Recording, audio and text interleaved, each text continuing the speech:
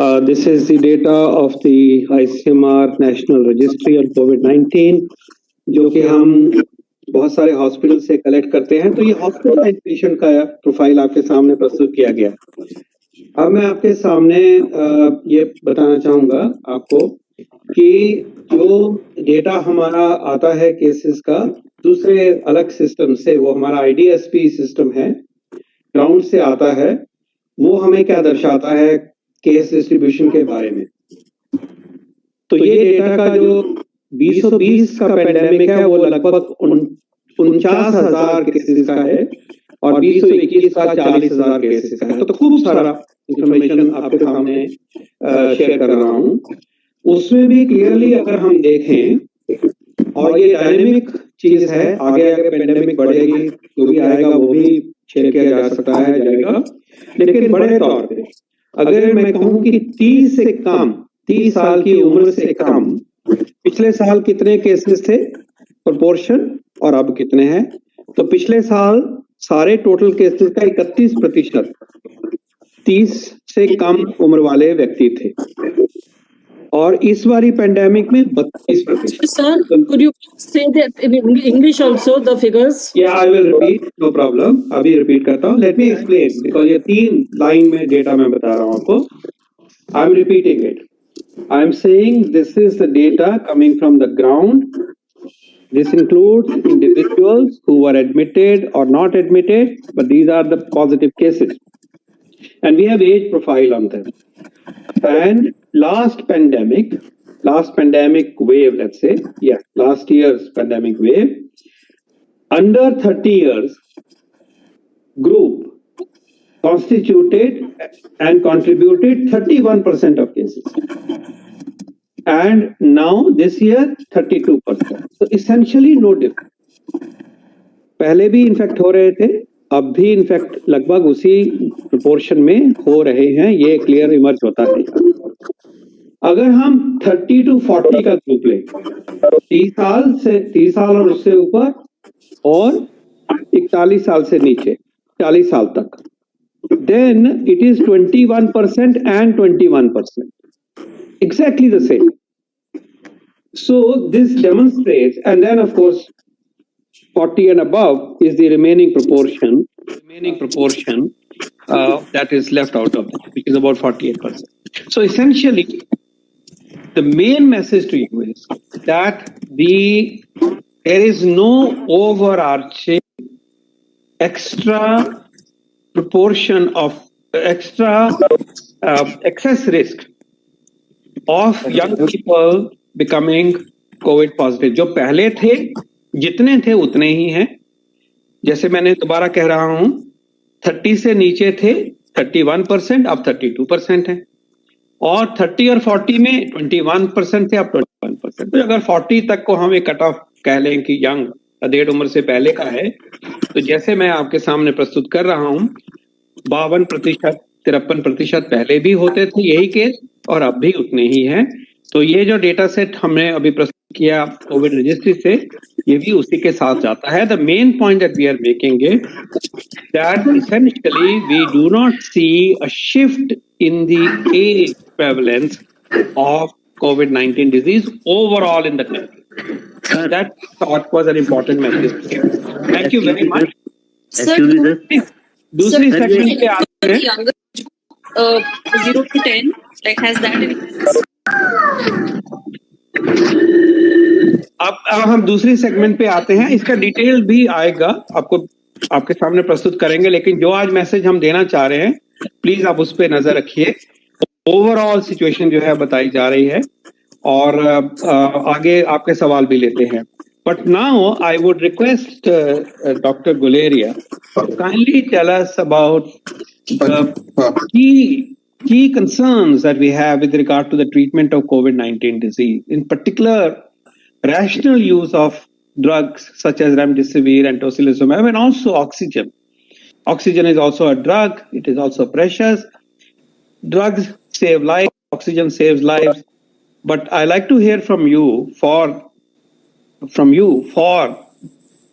the countrymen and the people of India, and particularly professionals and our media colleagues, कि हम इसको किस perspective में कन्वे करना चाहेंगे ताकि एक रैशनल ट्रीटमेंट हो, कॉस्ट इफेक्टिव ट्रीटमेंट हो, ठीक तरह का इलाज हो। Over to you doctor Guleria.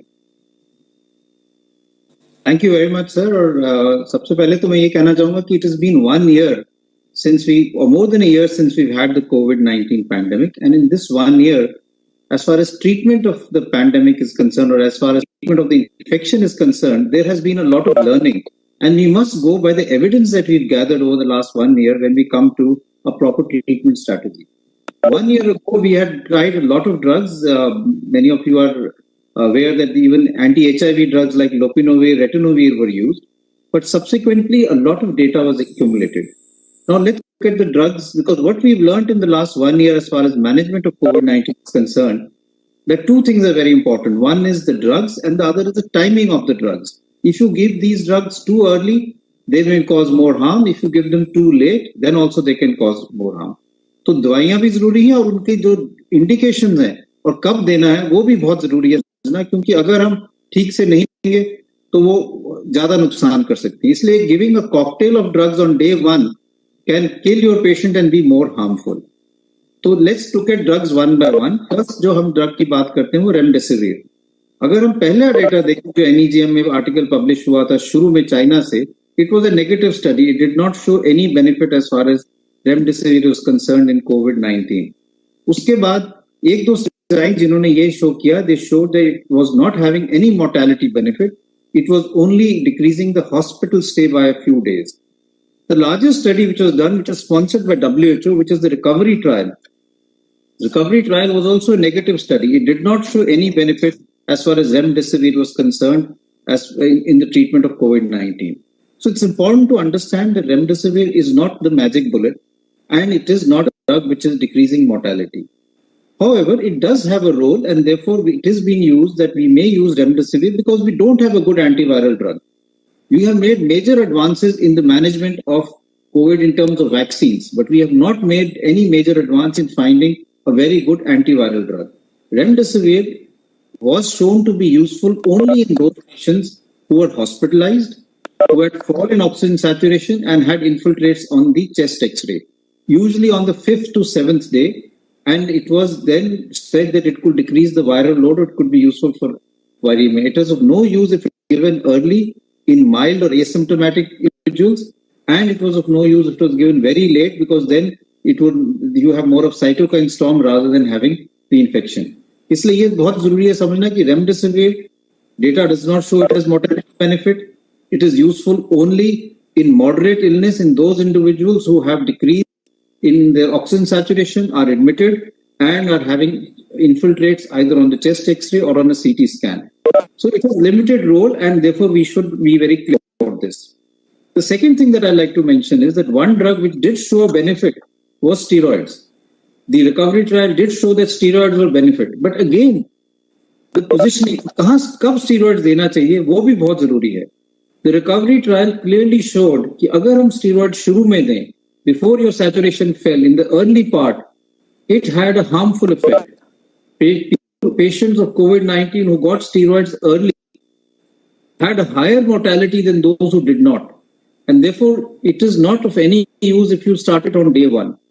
Steroids were useful in the later part of the disease when there is more inflammation, when your oxygen saturation again is falling and you have moderate disease.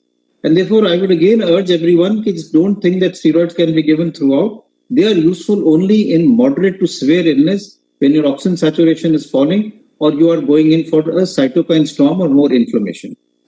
The third thing is about plasma. Plasma, there was a lot of interest in the beginning. If you remember, we had a lot of plasma banks also created, but studies from India itself, done sponsored by ICMR, and studies done at various centers showed that plasma therapy had very limited and was not of much use. Subsequently, other studies have been done, large meta-analysis, that is combining number of studies, have also evaluated and not shown it to be very useful. Therefore, again, plasma therapy has limited role. एक और drug है which is now being used a lot, which is tocilizumab.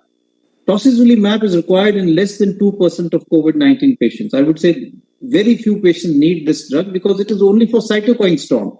And in the later part of the illness, in those who have very high inflammatory markers who are worsening despite steroids, despite remdesivir, and despite other treatment like anticoagulants. And therefore, uska bhi limited role hai. So, isliye I would really say that we must understand that majority of patients who have mild disease or are asymptomatic will improve with just symptomatic treatment. अगर हम उनको कोई दवाई नहीं देंगे वो तब भी ठीक हो जाएंगे. अगर आप यूके का डेटा देखो, यूरोप में ट्रीटमेंट स्ट्रैटेजी देखो, यूएस की ट्रीटमेंट स्ट्रैटेजी देखो, they give nothing for their patients except paracetamol, good hydration, and multivitamin, and all of them have recovered without any treatment. It's only when you have moderate patients who are admitted that you need to look at things like steroids, remdesivir, and you have those who go into severe cytokine storm that you need to look at tocilizumab. Therefore, I think for everyone, for healthcare professionals, for the general public, it's important to understand that by giving treatment when it is not required, you may be doing more harm than good. So I would just like to appeal that please follow protocols and give treatment in a rational manner. Thank you. Thank you very much, Dr. Guleria. Thank you so much. And there will be questions. I'm sure you will be looking forward to answering them.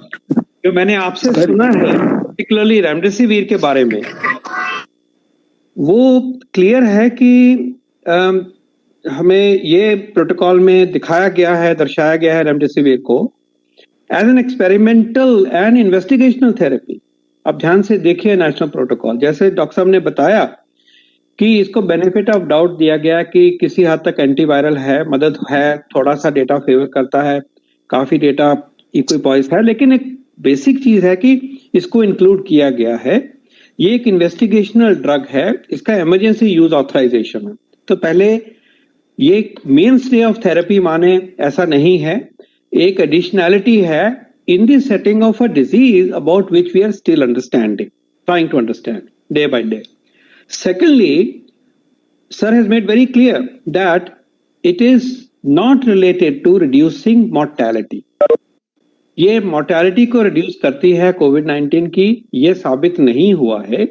जो दिखाई देता है कि अस्पताल में recovery जो है वो कुछ दिन जल्दी हो जाती है. Doctor Guleria, am I right? Can you elaborate on this?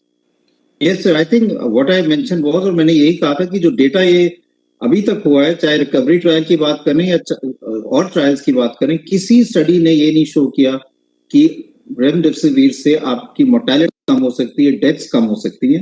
Hospital stay has come down by a few days, that's all sir.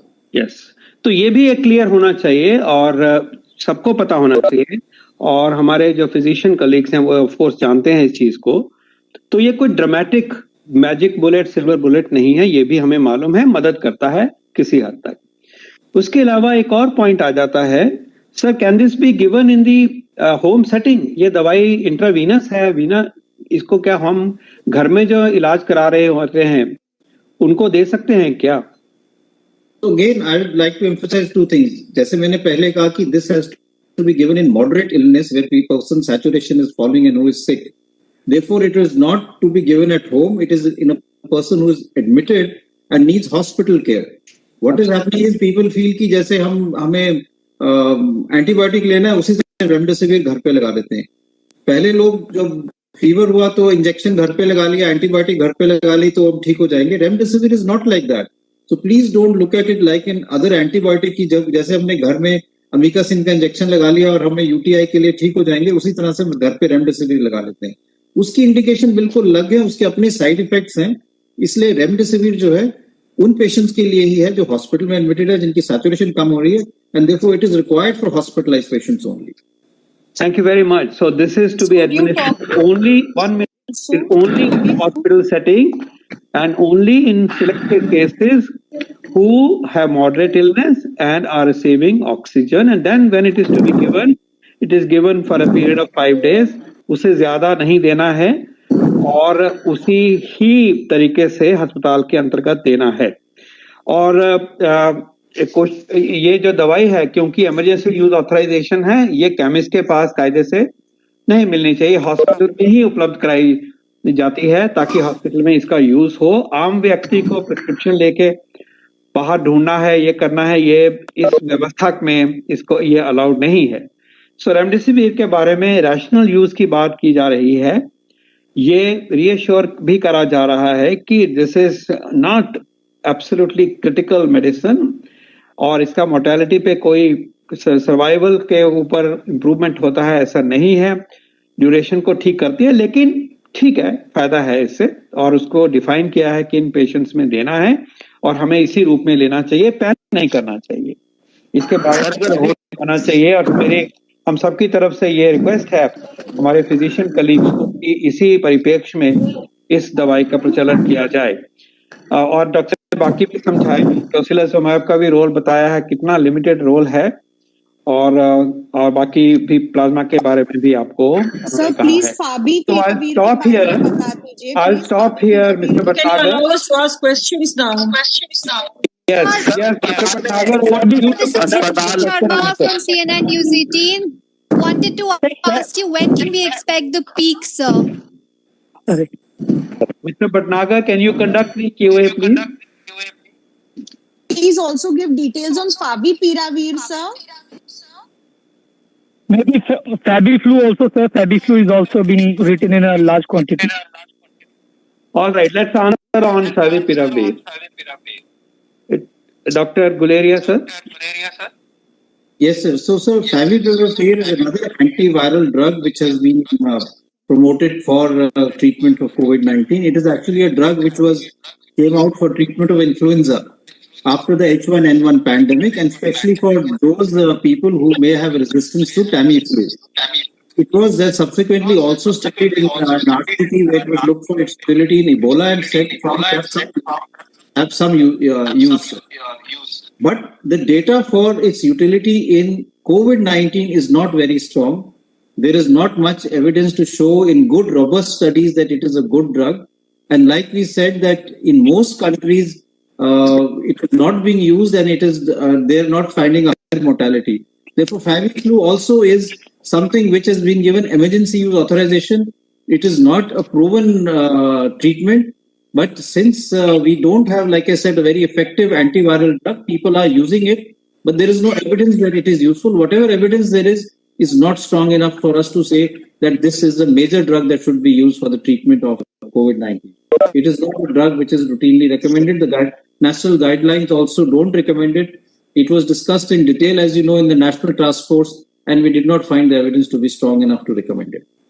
मैं इसी पॉइंट को हाईलाइट करता हूं कि नेशनल गाइडलाइन जो है, ट्रीटमेंट गाइडलाइन है, उसमें फेविपिरावीर को इंक्लूड नहीं किया गया है क्योंकि इसका कोई एविडेंस नहीं है। WHO भी इसको अप्रूव नहीं करते। स्पेकुलेशन रहती है कि इससे फायदा होगा, लेकिन हम उस तरह से नहीं जाना चाहिए। इसकी कॉस्ट भी है, 4,000 रुपए की पूरा कोर्स पड़ता है। तो इसको हमारे जो नेशनल गाइडलाइन के बेसिस के ऊपर कोई रिकमेंडेशन इसके ऊपर नहीं है।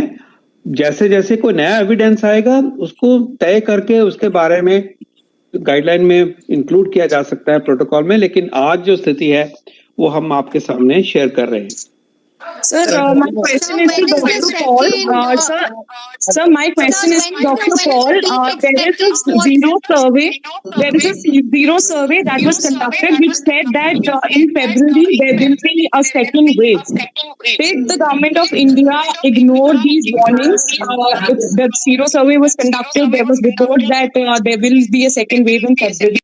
Were these red flags and warnings avoided by the government?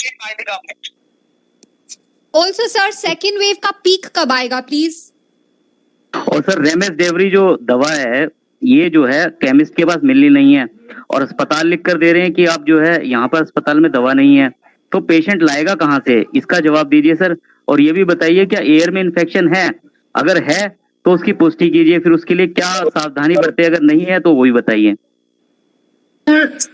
Just one more question.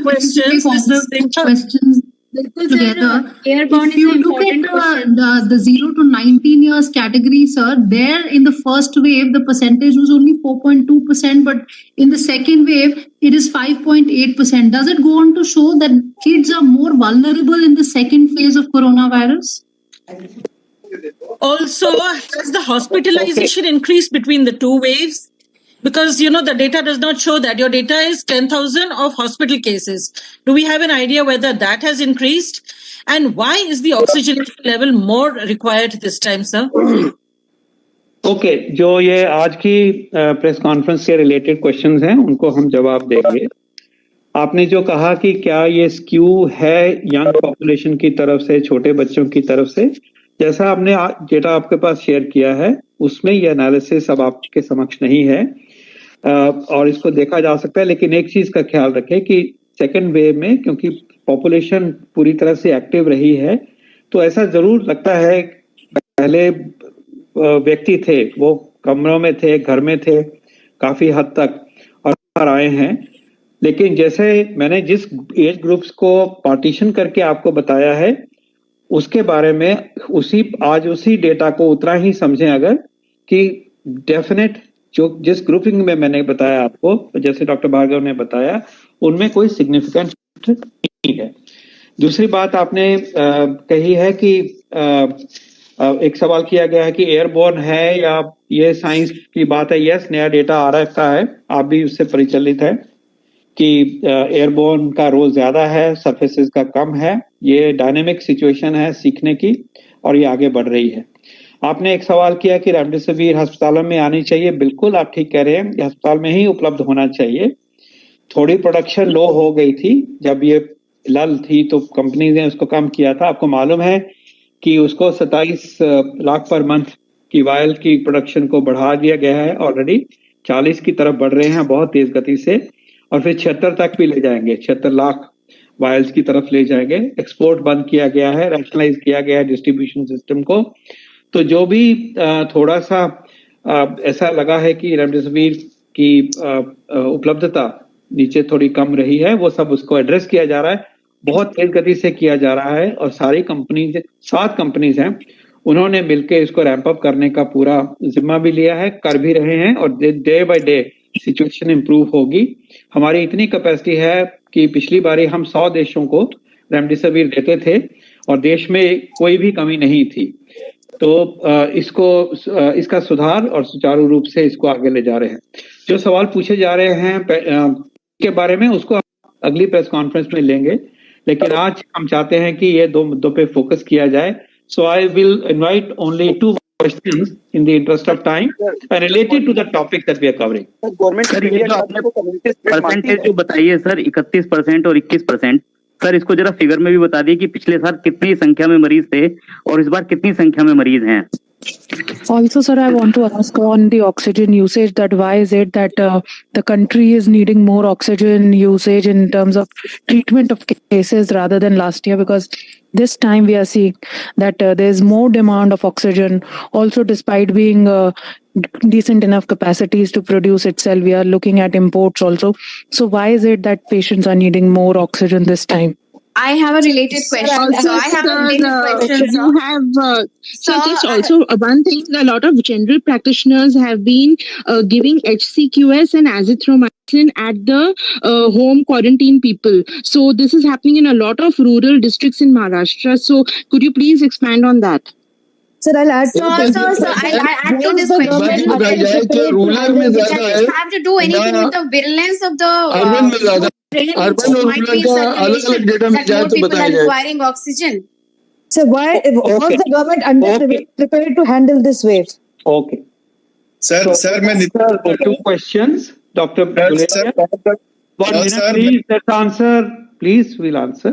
जो HCQ एजिथ्राल के बारे में डॉक्टर गुलेरिया आप कहना चाहेंगे, और डॉक्टर भार्गव ये जो एक्स्ट्रा नीड महसूस हो रही है ऑक्सीजन की जो एडमिट हुए हैं उसके बारे में उसके बाद आप कमेंट देंगे, then will wrap up.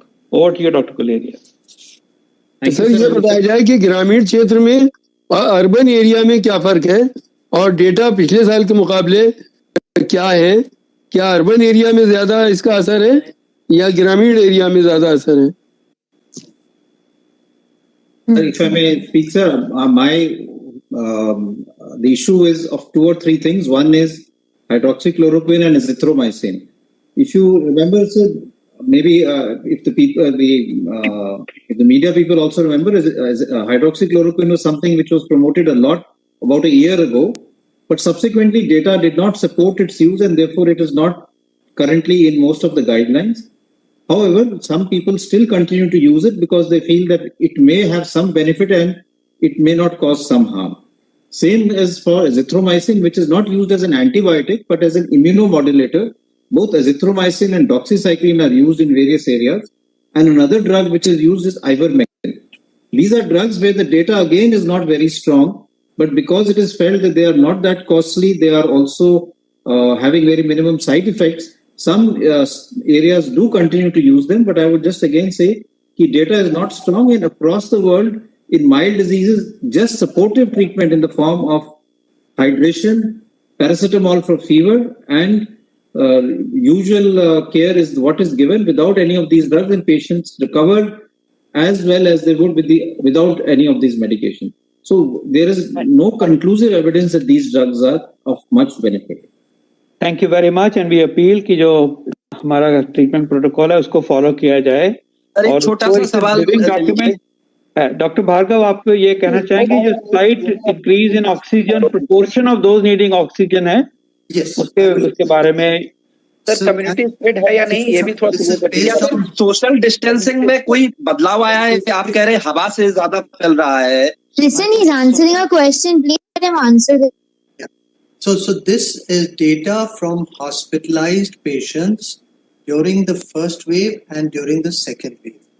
Here in the second wave, we have found that the oxygen utilization has been found to be 54.5% versus 41.1%. So it is higher in the second wave, number one point.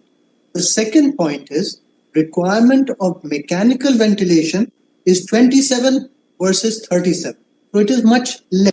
So ventilator requirement is much less, yet oxygen requirement is higher. Yes, this could be explained by the fact that there has been a sudden surge of cases. So there was a panic. People wanted to get admitted to hospitals, and therefore the oxygen requirement suddenly shot up. That is one reason. But this is limited data from hospital settings, and more will have to be looked at into it.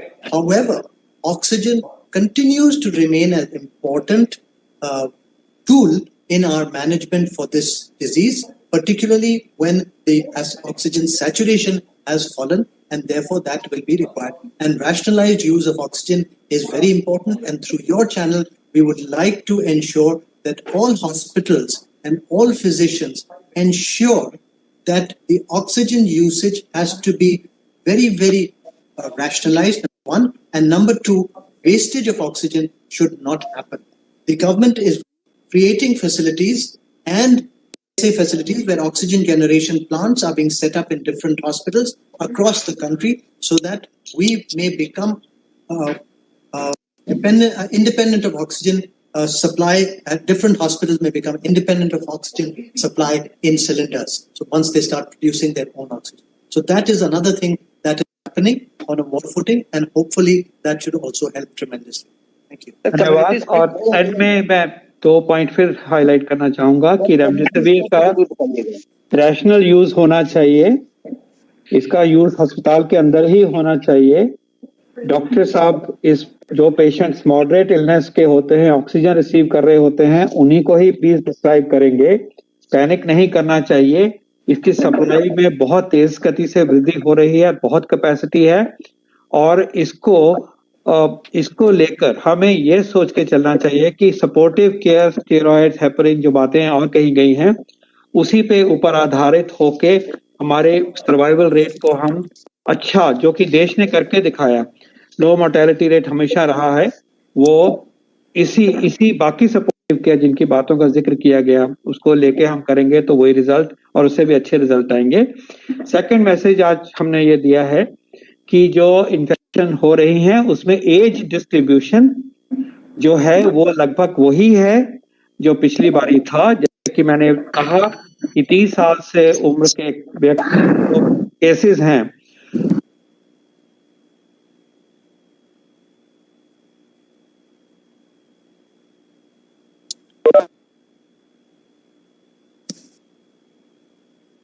Paul साहब आपकी आवाज बंद हो गई है। हम रखा जाएगा। और तो ये 2 इंपॉर्टेंट मैसेजेस हैं, और डॉक्टर भार्गव ने एक्सप्लेन किया हमें कि जो पैरेलल हॉस्पिटलाइज्ड पेशेंट्स में आ रहा है उसमें हमें क्या सीख मिलती है। बहुत बहुत धन्यवाद। ओवर टू श्री भटनागर जी। नहीं, doctor you said this time it is a airborne rather than surface. So सावधानी में क्या कुछ परिवर्तन लाना जरूरी है? Here is Sandeep from वर्तमान न्यूज़पेपर। सावधानी में देखिए बात क्लियर ये आती है, जो कि पहले भी मैसेजेस दिए गए हैं कि सबसे ज्यादा महत्व तो मास्क का आता है। ये आपकी प्रोटेक्शन है अपने लिए और आपसे दूसरे को ना हो उसके लिए, क्योंकि जो फ्लो होना है, चाहे ड्रॉपलेट से होना है चाहे एरोसोल से होना है, वो उस वायरस के पार्टिकल को रोकने में ये मास्क हमें मदद करता है। इसी प्रकार जो पहले का मैसेज था कि दूरी बनाइए, 2 गज की दूरी बनाइए, वो आज भी लागू होती है। डिस्टेंस बढ़ेगा, वायरस को ज्यादा मुश्किल होगी। इससे पहले भी कहा गया था कि अगर आप बंद जगह पे हो तो खोलिए, खिड़कियां खोलिए, एयर कंडीशन जगह हो, बंद हो, उससे बच के रहिए। ये एक सावधानी हमें बरतनी है। एरोसोल में उसका इंपॉर्टेंस बढ़ जाता है। तो इस तरह से अगर सोचे, और हाइजीन की बात, हाथ में लगेगा, एक से दूसरे को लगेगा, साफ रहेंगे, बचाव होता है, वो सारे मैसेजेस जो हैं इन प्रिंसिपल वैलिड हैं। साइंस हमें आगे बताती है, सूझबूझ जो भी उससे आती है हमें समझ आएगी, उसको भी सामने प्रस्तुत किया जाता है। लेकिन मास्क का महत्व और ड्यूटी का महत्व बहुत और भी बढ़ गया है। और इस पेंडेमिक में जिस तरह से केसेस बढ़ रहे हैं, उसको अगर हम एक ही बारी में, अगर हम कल से रोकना चाहते हैं, आज से रोकना चाहते हैं, तो मास्क को अपनाएंगे, दूरी बढ़ाएंगे, तो सबसे पहला फर्क यही, हम बहुत बड़ा फर्क डाल सकते हैं इन वन गो। तो इसके लिए हमें जुटना चाहिए कि अब जैसे समस्या इतनी गंभीर निकलती जा रही है, आगे सब देख रहे हैं जैसे, तो उसमें क्या हम सब मिल मास्क को पहने और दूरी बनाएंगे तो फायदा होगा। क्या हम करके दिखा सकते हैं, और इससे ड्रामेटिक फर्क पड़ेगा। Tomorrow onwards there will be a difference. बहुत बहुत धन्यवाद, थैंक यू। तो डॉक्टर पाल, और लास्ट क्वेश्चन मेरे, और जो म्यूटेंट हो रहा है, नया म्यूटेंट, ये जो वैक्सीन चल रहा है, ये इसके ऊपर काम करेगा? इसका जवाब हमने पहले दिया हुआ, फिर दोबारा दे देंगे, रेगुलर जब होगी देंगे। अब आप भटनागर जी प्लीज। डॉक्टर पाल एक सवाल है डॉक्टर पाल, सर ये जो अंडर 30 और अंडर 40 का जो आपने परसेंटेज बताया, मानती है कि एयरबोर्न है ये?